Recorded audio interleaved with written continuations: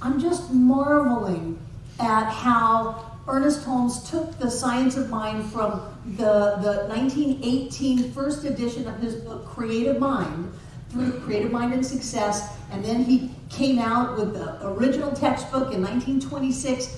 These are transcripts of talks that he did, I think, in the 3 years prior to his transition. So they're about 1957, 1958, 1960, when he would invite a small group of people into his home. And he would sit there and he would talk to them. And they're not highly organized thoughts. Those of you who, like I, are a fan of the logic that he brings forth, the logical argument that we are spirit and form, all of us are. That all is well in the world, and we are powerful, creative, spiritual beings living in a spiritual universe governed by spiritual law, and this is how that works. I love that. These are not them. This is Ernest the Mystic. Ernest who saw beyond the veil, who spent time not thinking about spiritual principle, not teaching spiritual principle, but hanging out with spirit. And there's a difference. And so I'm reminded of the reason that this was practitioner 1 material is that it's much deeper than basic ideas of science of mind, or you can create money and you can cure this illness and you can have your life the way you want it, rah, rah, rah. This is different in that instead of trying to manipulate outside circumstances, what we do is we come into alignment with the perfection that already exists. And part of that has to do with our ego, because I know that personally, I like to manipulate outside circumstances.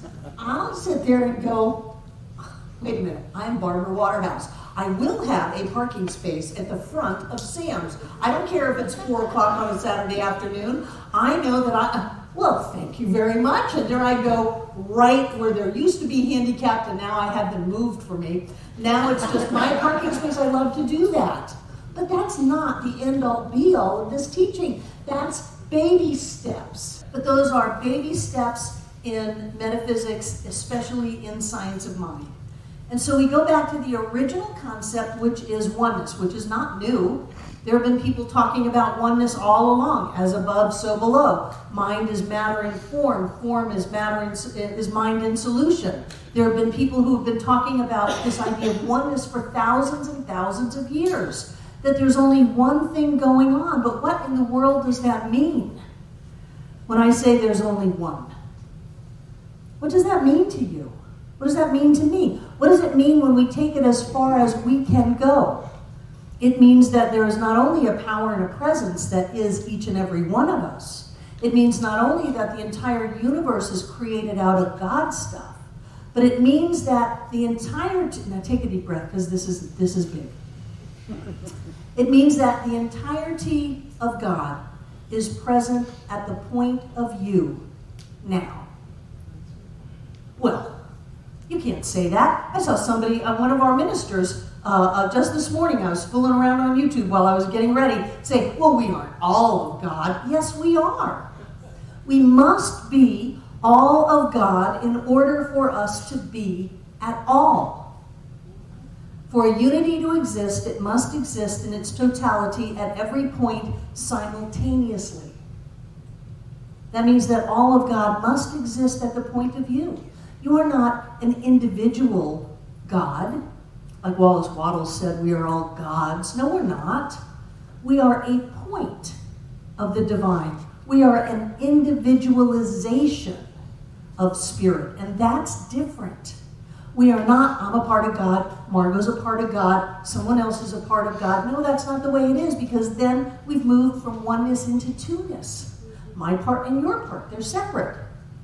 And you know, there's a lot of safety in two-ness, because if there's two-ness, then there's something that can give it to me. Yay, I'm good, maybe I'll get it. something that can take it away from me. I couldn't help it, they took it away from me. But when there is oneness, it is all at the point of us. All at the point of us, and that is so big.